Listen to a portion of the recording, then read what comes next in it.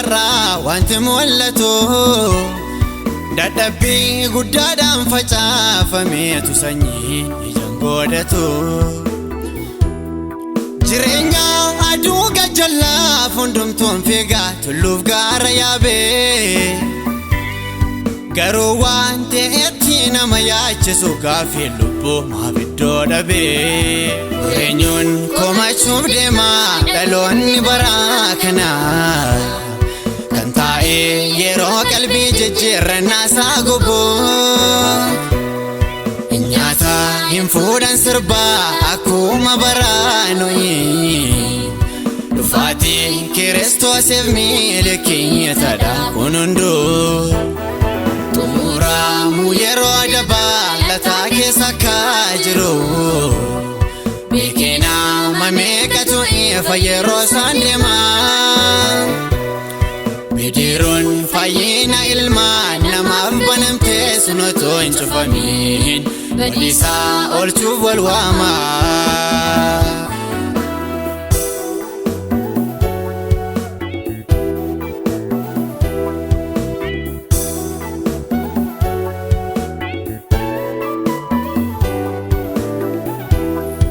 bu'aa biyya lafaa kanaa hundumaa namni yoo buufatee maal kaffaan aluufoof qopheessaa garuu lubbuu isaatti yoo hir'atee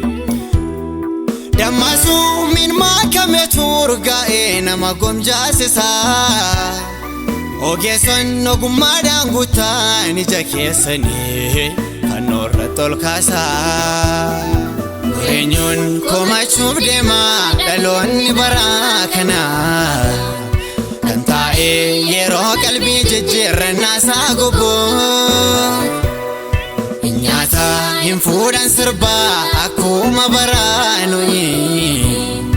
dhufaatiin Kiristoosiif milikiitadha kun hunduu xumuramu yeroo dabalataa keessa akka jiru beekee nama meeqatu ifa yeroo isaan deemaa bidiruun fayyina ilmaan namaaf banamtee sun otoo hin cufamiin badiisaa oolchuuf wal waamaa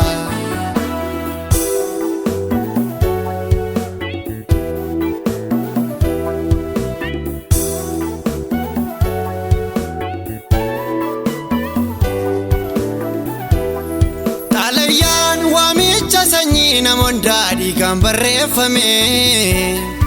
balbala araaraas baname too jiru namni gaaruu seenuu morme obsi waaqaas gabaabbatee yeroon dabalataa suni samma raawwachuufi ragaa fayyina keessanii of harkaa qabaadha Kiristoosiis mul'achuufi eenyuun komachuuf deema dhaloonni bara kanaa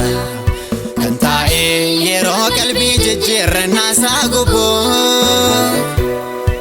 nyaata hin fuudhan sirbaa akkuma baraanoyi dhufaatiin Kiristoosiif milikiitadha kun hunduu xumuramu yeroo dabalataa keessa akka jiru beekee nama meeqatu ifa yeroo isaan deemaa bidiruun fayyina ilmaan namaaf banamtee sun otoo hin cufamiin badiisaa oolchuuf wal waamaa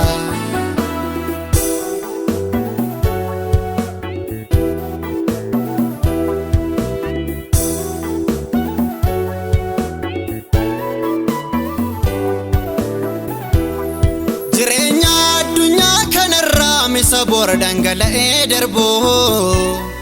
haala dhaabbataa godhate kaan namno maalumaaf abdii boruun argu baroota dheeraaf dhaabbatee doonii fayyinaatti inni nama waamu samiirraa sagaleen raawwate jennaan cubbamaaf araarri hin argamu eenyuun komachuuf deema dhaloonni bara kanaa kan taa'ee yeroo qalbii jijjiirrannaa isaa gubuu nyaata hin fuudhan sirbaa akkuma baraanui dhufaatiin Kiristoosiif miila keenyatadha kun hunduu xumuramuu yeroo adabaa lataa keessa akka jiru beekenaa mameeqatu ifa yeroo isaan deemaa